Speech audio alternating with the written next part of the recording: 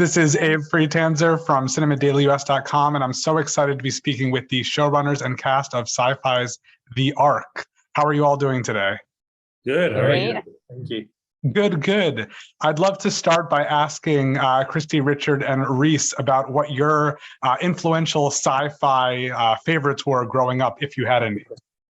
Oh, E.T. My mom showed me E.T. and I remember just like, I was like a little 5-year-old weeping, like just being blown away. I'm a huge Steven Spielberg fan. And so, yeah, E.T. really like, I think also too, like I had a stuffy that was like a weird looking alien thing. And I just, yeah, I love that movie so much. Mine was probably RoboCop. I mean, I'm an 80s kid, so I just remember seeing RoboCop probably before I should have done. And films like Demolition Man, you know, things like that, which probably I shouldn't have been watching at that age. But yeah, just seeing RoboCop and Murphy and all that, I was just like, oh my God, because you just think it's real at that age. You just, you know, this has happened somewhere. And that's just imprinted on my mind, like some of those scenes. And then you grow up and you watch the behind the scenes stuff and it's just like Play-Doh. And, you know, I had that exact thing happen to me. So aside from all the obvious things like the Star Wars and the Star Treks and stuff, which are just ever present in everyone's world, but my first kind of real memory of seeing sci-fi was the Power Rangers movie, which was set in half in space. Yes. Megazord. Yeah. Yes. There was this like evil villain guy who turned people into a purple goo. Yeah. And it was all like space stuff. And I was just like, this is the greatest thing ever.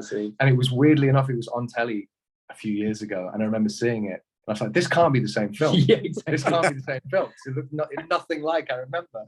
But yeah, that was my introduction, which made me sort of. Did you, Richard, did you ever dress up as a Power Ranger for Halloween? He still does. What are you talking about? Still does. Yeah. That's what I'm dressed. My bottom half is currently red. A red Power Ranger. I love it. I love it. Well, while our characters aren't quite young enough to be, you know, dressing up for Halloween still, that definitely is a big theme, I think, of this show, that, you know, we have a younger sort of future generation. And I'm curious to hear from Dean and Jonathan about the focus on that and whether you think this show will attract a younger audience as a result. You know, I don't know if it necessarily attracts a younger audience because of the age of the characters, but I think it makes the story very compelling because whether you're young or older and remember being young, this idea that this group of people have to become the best versions of themselves in a very intense period of time without any mentorship, I think is a unique take for this kind of story. And it adds enormous amount of pressure on the characters. And so whatever mini conflicts there may have been now become exacerbated by the intensity of the situation. So, you know, I hope young and old, I hope everybody likes this show. Absolutely. And Christie, it's very interesting to see how Sharon especially just sort of jumps into, you know, trying to be in the lead. What is it like playing with that power dynamic and especially having a woman in that role?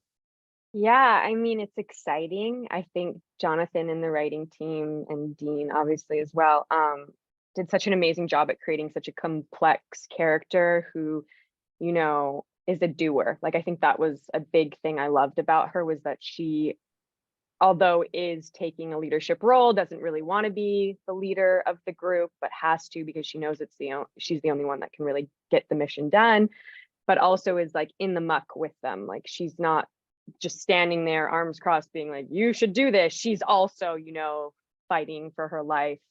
Yeah, I just think it's exciting and I feel really honored to like be among such incredible sci-fi female leaders, you know. It's just very exciting and I feel very lucky and grateful.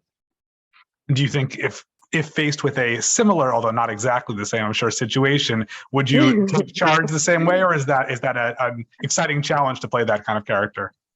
I would like to think if Jonathan was writing me beautiful speeches, maybe I could, like, you know, do it. But I don't know. I feel like I would be the one that would like be like running around going, ah,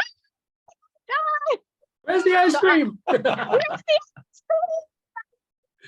I don't know if I could, which was exciting because I felt like Sharon is, although now I feel very much like she's a part of me, upon like first auditioning and stuff, I was like, this is so foreign to me. I've never played somebody who's, you know, keeps their cards close. You don't really know what she's thinking, what she's going to do, which is so exciting to play as an actor.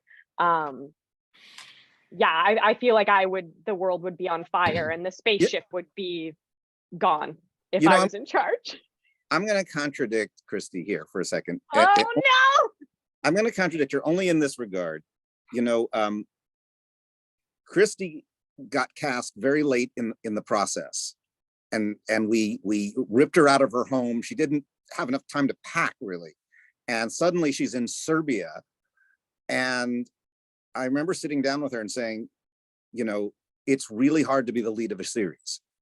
It's a leadership position, and people are going to kind of look to you to see how you're behaving, how you're approaching your role, how intensely you're working. And it is a leadership position.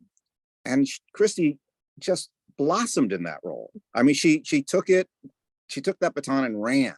And so I would answer your question. I think Christie in any situation steps up and meets the challenge. Well crying.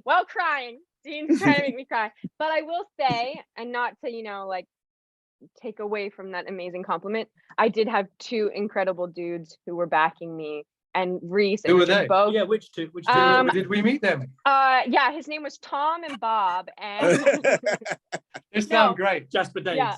No, genuinely, like Reece and Richard, I feel like we all just bonded together and really, you know, carried this show together. I don't feel like it was just me over here being a leader. I felt like it was the three of us really doing this thing together, which I think is kind of also what the show's about. It's about the collective, right? It's not about the I. Well, let me ask the dudes, how did you relate to your characters? Good. I'm glad you got the memo that we only are referred to as the dudes, otherwise we don't take part in the interview. That's good. How did we feel about what? Sorry. How did you relate to your characters? I mean, there's certainly elements of Bryce which I would love to relate to. I think he takes things slightly more in his stride than I think I'd be able to. I'm not even a great flyer, and he's like the hero of the, you know, of the fighter jet community. So I think there are obviously big differences, and he's kind of brash and everything. But I love to put in that's it's the greatest suit of armor you can ever wish for as an actor when you get great lines and a great character like that, because then it gives you no choice other than to just shed your inhibition and become that, which is, it's a great holiday from being me for a while. And I think the classic situation, we've all daydreamed, what would I do in that situation, you know?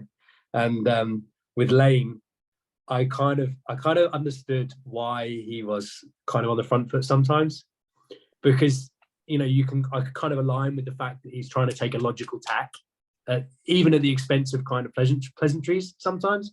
So that made sense. And then the humor as well was really funny, because, you know, I think sometimes you think he's more serious than he actually is about certain things.